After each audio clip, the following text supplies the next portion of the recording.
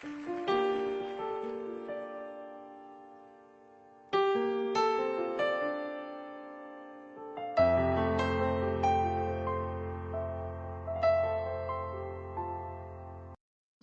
saudara, topik yang hendak kita bahas kali ini adalah tentang menjadi keluarga Elohim.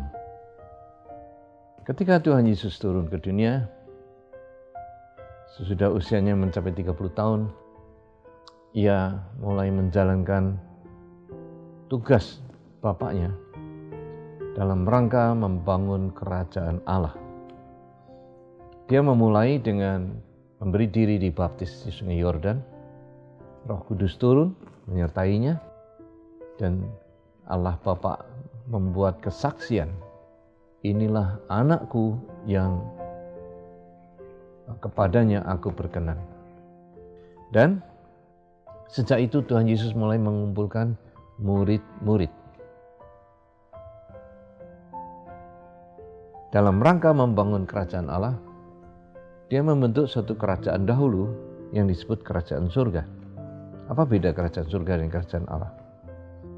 Kerajaan surga adalah kerajaan di muka bumi ini, di mana pemerintahnya dijalankan oleh surga.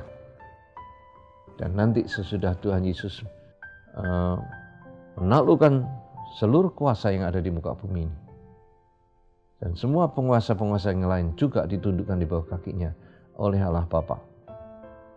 Dia akan menyerahkan kerajaan ini kepada Bapaknya, dan Bapaknya memiliki kerajaan Allah yang besar, di mana semua penghuni kerajaan ini, yang terutama adalah manusia yang telah diubah menjadi serupa dengan gambar Tuhan Yesus.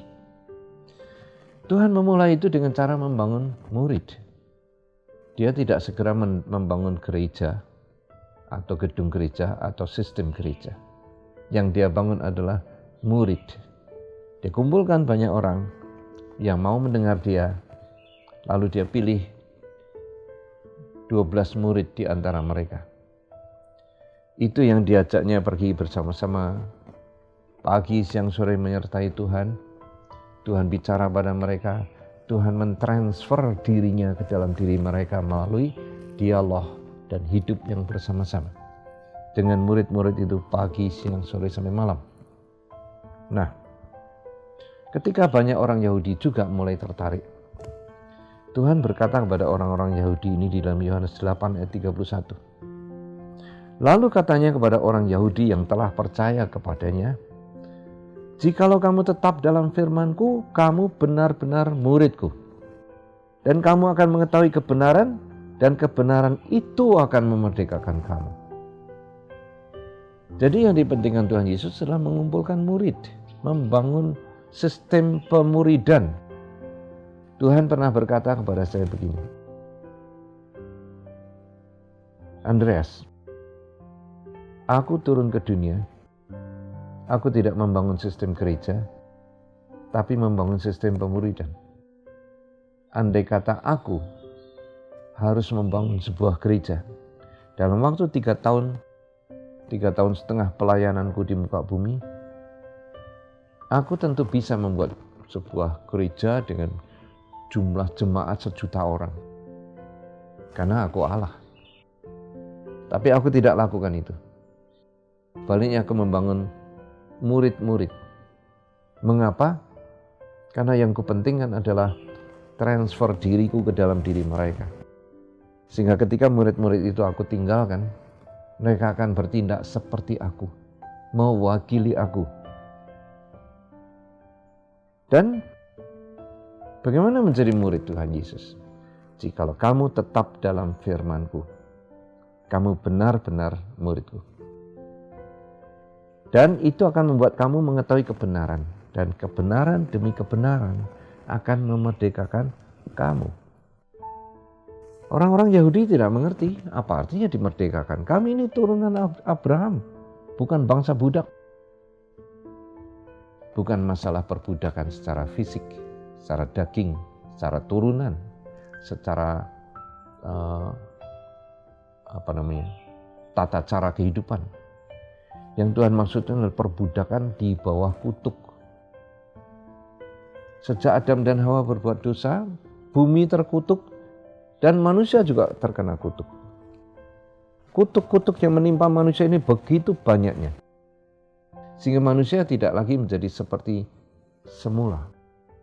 Karena yang semula, saya sudah pernah ceritakan, bahwa Adam dibuat, walaupun tubuhnya dari tanah, tapi roh yang di dalam Adam itu berasal dari roh Yehova, Tuhan sendiri. Tuhan membagi rohnya, berbagi roh. Dan Adam memiliki roh yang sama, yang serupa dengan roh Yehova. Derajatnya sama, rohnya setara dengan Yehova. Namun karena dia salah bertindak, karena melanggar firman, disuruh makan, tidak boleh makan buah pengetahuan baik dan jahat, dia makan juga atas bujukan si iblis. Tentu dimulai dengan Hawa dan kemudian Adam. Dua-duanya memberontak kepada perintah Allah. Itu membuat mereka lepas dari hubungan pribadi dengan Tuhannya. Sejak hubungan pribadi terlepas, mereka terpisah. Manusia hidup di bawah kutuk. Kutuk-kutuk ini terutama menyelimuti alam pikirannya. Mereka tidak mampu lagi memiliki gaya hidup atau cara hidup seperti semula. Ketika di Firdaus dengan merdeka, dia makan apa saja yang Tuhan sediakan dan tidak pernah khawatir tentang masa depan. Tapi sejak pisah dari hadirat Allah, manusia dikuasai oleh berbagai ketakutan, kekhawatiran, kecemasan, dan mengkhawatirkan masa depan mereka. Itu cirinya orang dunia, khawatir akan masa depan. Dan ketika Yehova itu turun menjelma menjadi Yesus Kristus, Dia menggantikan manusia menanggung segala kutuk yang sebetulnya harus ditanggung manusia terus-menerus. Sekarang dengan ditanggung oleh Tuhan Yesus, segala kutuk itu sudah dibayar, sehingga orang yang mempercayai berita Injil boleh menerima berita anugerah ini dan menjadi orang yang hidup dalam anugerah, dipulihkan kembali statusnya seperti Adam sebelum dia berbuat dosa. Karena dosa sudah ditanggung semua oleh kematiannya di kayu salib. Darahnya telah terkucur membayar semua itu, mengembalikan manusia berdamai lagi dengan Bapaknya yang di surga. Darah bicara tentang pendamaian. Karena itu saya sarankan untuk tidak lagi ada orang yang memakai darah Yesus untuk bungkus dirinya, tutup bungkus makanannya. Oh Tuhan, aku tutup bungkus nasi goreng ini dengan darah Yesus. Itu bukan tujuannya. Darah tidak untuk menutup bungkus makanan, tidak tutup bungkus mobil, tidak tutup bungkus rumah, tidak tutup bungkus siapapun. Darah bicara tentang pendamaian. Jadi hormati dia sebagaimana adanya. Darah Yesus bicara tentang berdamai dengan Allah. Nah, sesudah Anda diperdamaikan dengan Allah, Anda jadi anak Allah. Anda disuruh mengundang Tuhan Yesus, rohnya masuk ke dalam diri Anda, sehingga Anda sekarang memiliki roh Allah di dalam diri Anda. Rohnya Sang Anak. Derajatmu menjadi seperti Yesus, anak Allah. Tuhan Yesus berkata pada orang-orang Yahudi ini, kalau kamu terus tetap pada firman-Ku, kamu akan mengerti kebenaran. Jadi firman Tuhan itulah yang membuat manusia dibersihkan dari segala pikiran-pikiran terkutuknya. Karena kutuk itu bisa berlapis-lapis di otak manusia sampai begitu rendah, sampai akhirnya manusia menjadi begitu miskin. Jadi pengemis di pinggir jalan, meminta-minta.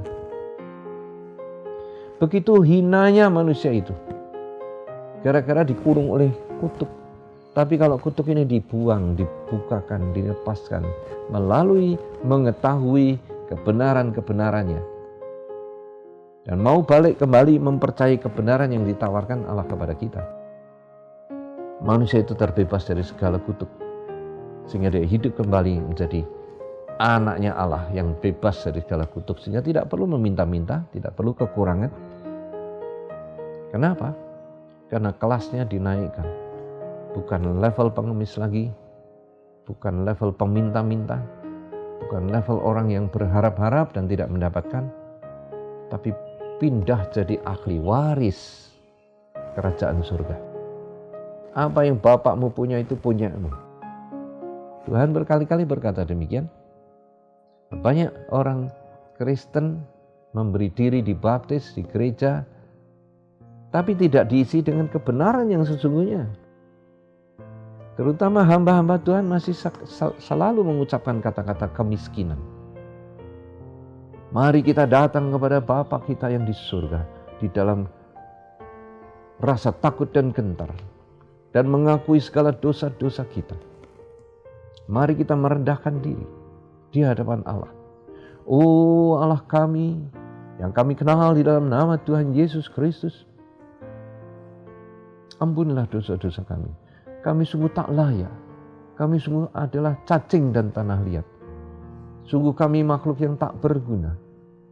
Kami tidak mampu melakukan perintah-perintah-Mu. Tapi berkatilah kami berlimpah-limpah. Itu aneh sekali. Sudah mengaku dirinya tidak layak, minta berkat. Betapa kontradiktif kadang-kadang doa di atas mimbar. Sehingga jemaat juga meniru doa yang semacam itu.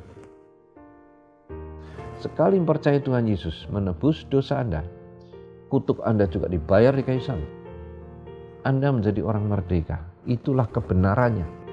Anda diangkat derajatmu ketika engkau undang Yesus masuk dalam hatimu, kau langsung diangkat naik jadi anaknya Allah, ahli waris dan tak usah mengemis lagi. Doamu ganti. Jangan doa pengemis lagi. Inilah yang dikatakan oleh Tuhan Yesus. Kalau kamu mengetahui kebenaran, kebenaran itu membuat engkau merdeka.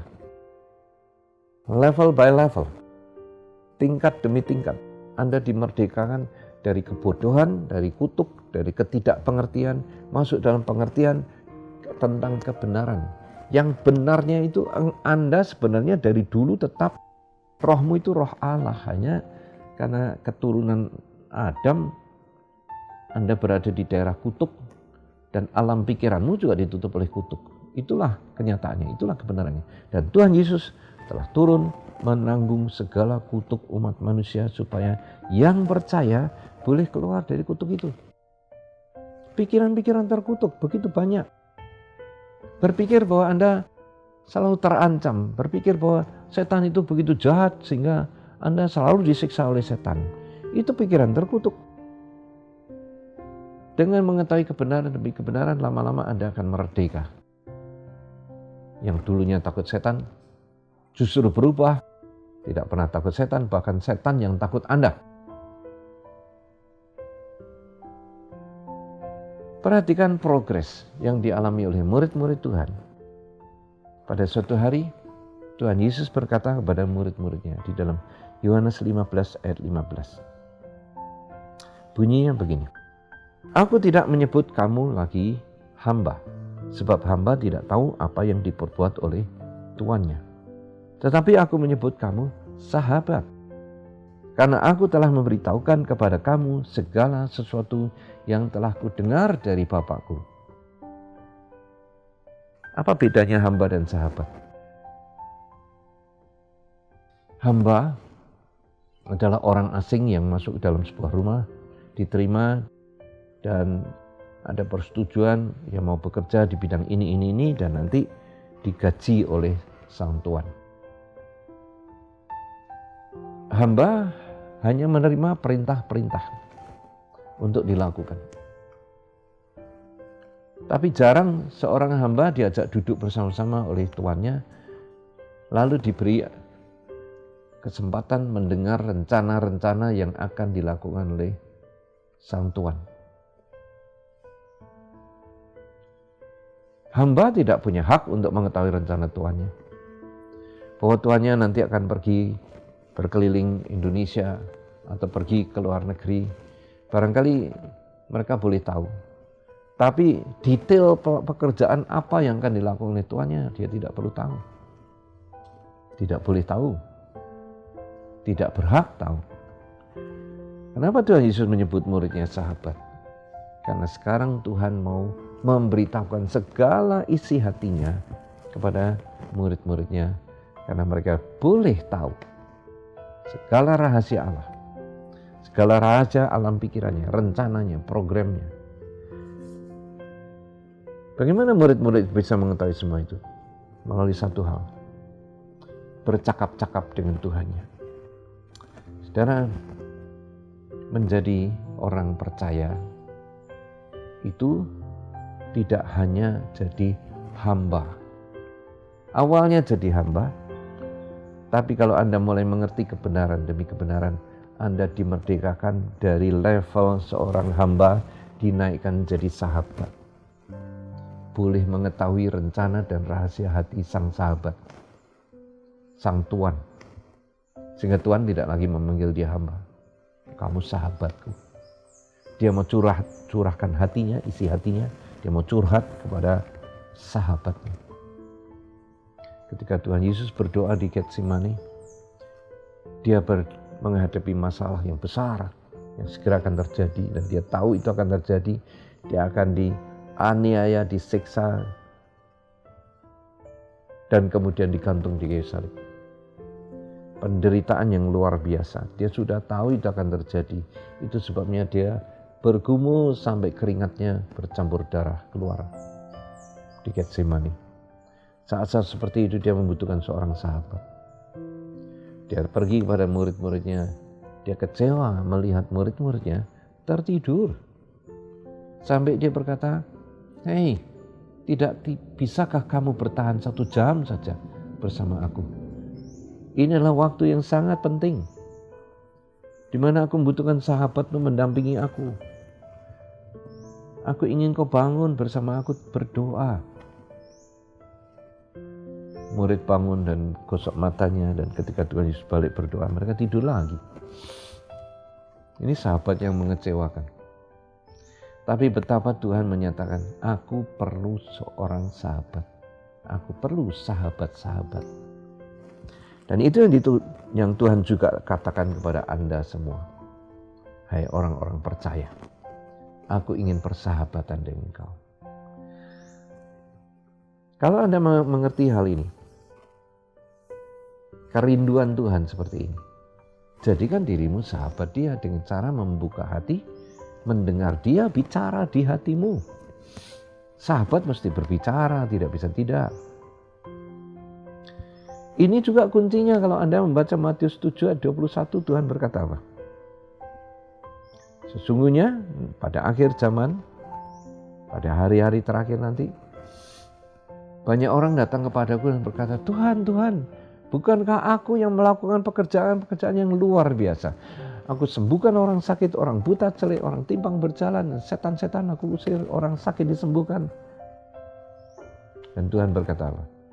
Saat itu aku akan berterus terang. Enyah engkau, aku tak kenal engkau.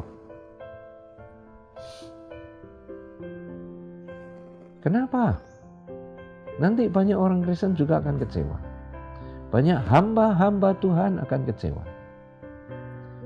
Banyak perbuatan yang mereka lakukan demi Tuhan, untuk kemuliaan nama Tuhan, membentuk tim, membentuk organisasi, mengumpulkan dana besar-besar, membangun gereja di sini di sana. Tapi ujung-ujungnya ditolak oleh Tuhan. Mengapa? Karena yang Tuhan tekankan bukan karyamu, tapi persahabatanmu dengan Tuhan. 10 tahun yang lalu ketika saya disuruh sabbatical oleh Tuhan, Roh Kudus menerangkan ini dengan jelas kepada saya. Dia mulai dengan bertanya kepada saya begini, Andreas, apa hasil pekerjaanmu selama ini? Saya sudah belasan tahun melayani Tuhan, berkeliling dari kota ke kota, dari pulau ke pulau. Di seluruh Indonesia ini kira-kira 70% sudah saya datangi. Berkhotbah di atas puncak gunung sampai ke lembah-lembah, gereja yang besar maupun gereja yang masih kecil-kecil. Seminar di depan hamba-hamba Tuhan, mengajar tentang iman, tentang hidup dalam kuasa Allah, tentang baptisan Roh Kudus, kuasa urapan Roh Kudus, mengajar mereka melakukan pelayanan penginjilan, konseling, kemudian memecahkan berbagai masalah, dan juga pelayanan pelepasan, membebaskan orang dari berbagai macam ikatan dan belenggu kuasa kegelapan. Banyak hal telah saya lakukan. Dan ketika ditanya Roh Kudus, apa hasil pekerjaanmu? Saya jawab dengan mantap, banyak. Tapi Roh Kudus kemudian bilang apa? Tidak, Andreas, hasil pekerjaanmu adalah 0 besar. Bagaimana bisa jadi? Lalu pertanyaannya begini, adakah kau mendengar suara Tuhan yang menyuruh engkau pergi ke sini dan ke sana sebelum kau berangkat melayani? Saya bilang, wow, terus terang tidak. Dan Roh Kudus berkata begini, kalau engkau pergi sendiri pelayanan menurut rencana kehendakmu sendiri, atau karena orang lain yang mengundang engkau, kamu pergi, engkau mungkin bisa melakukan mukjizat. Banyak orang sakit disembuhkan, orang buta celik, orang timpang berjalan, kaki pendek memanjang, jantung jadi baru, bahkan orang mati kau bangkitkan. Tapi itu tidak ada nilainya. Tapi kalau engkau sebelum berangkat Tuhan yang suruh dan engkau dengar Tuhan suruh, maka keberangkatanmu adalah karena ketaatan. Dan Tuhan menyertai engkau. Tuhan yang akan mengerjakan segala pekerjaan-pekerjaan, mujizat dan tanda-tanda ajaib. Engkau hanya membawa dia ke tempat yang Tuhan mau. Yang bekerja bukan kamu tetapi Tuhan. Maka engkau justru mendapatkan nilai. Yang kau kerjaan sekarang tidak ada nilai, 0 besar. Saya bingung luar biasa, saudara. Bagaimana bisa begini? Dengan tanda-tanda ajaib begitu banyak. Tuhan bilang tidak ada nilai. Tapi perkataan Roh Kudus berkata gini, prinsipnya yang melakukan pekerjaan bukan kamu. Harus Tuhan. Mula-mula saya tidak mengerti ini. Sudah kurang lebih 6 bulan lamanya Roh Kudus tiap kali berkata kepada saya, Andreas, kamu itu kedagingan. Saya bingung apa itu kedagingan. Saya disuruh membaca bukunya Watchmeni. Ini hamba Tuhan hebat sekali. Dia dekat bergaul dengan Allah. Dan dia menulis buku Spiritual Man, manusia rohani. Itu tulisan dia sendiri. Banyak sekali buku yang lain tapi tulisan orang yang mendengarkan dia, murid-muridnya. Dalam buku The Spiritual Man, Roh Kudus tunjukkan pada saya bagaimana yang dimaksud oleh kedagingan. Di situ dikatakan oleh Watchmeni, manusia itu dididik oleh buah pengetahuan baik dan jahat sesudah ia jatuh dalam dosa. Turun-temurun memakai sistem pendidikan yang sama. Sekolah dari SD, SMP, SMA sampai universitas. Itu hasil karya pikiran manusia sendiri karena mereka berjuang menemukan kebenaran demi kebenaran manusiawi yang alamiah, yang benar menurut alam. Tetapi rencana semula manusia tidak dididik oleh buah pohon pengetahuan baik dan jahat. Manusia ditentukan untuk makan buah pohon kehidupan sebenarnya. Itu boleh makan. Yang itu dilarang. Pada hari kamu makan itu kamu mati, artinya sejak saat kamu makan itu kamu harus putus hubungan dengan aku. Kamu belajar sendiri. Tapi kalau engkau tetap makan pohon kehidupan, engkau tetap menjadi satu dengan aku yang mendidik engkau. Guru manakah di atas muka bumi ini yang jauh lebih pintar? Apakah profesor di sekolah-sekolah tinggi? Ataukah Yesus? Yesus adalah hikmat Allah. Dia memiliki segala pikiran Allah. Dan dia mau mengajar kita dalam hikmat yang tinggi. Levelnya jauh lebih tinggi. Nah, Watchmeni menerangkan sejak manusia makan buah pengetahuan baik dan jahat, hubungan dengan Tuhannya putus, tidak bisa berkomunikasi. Mungkin ada yang bilang, Itu Kain habis membunuh Habil pun Tuhan masih bicara kepada dia.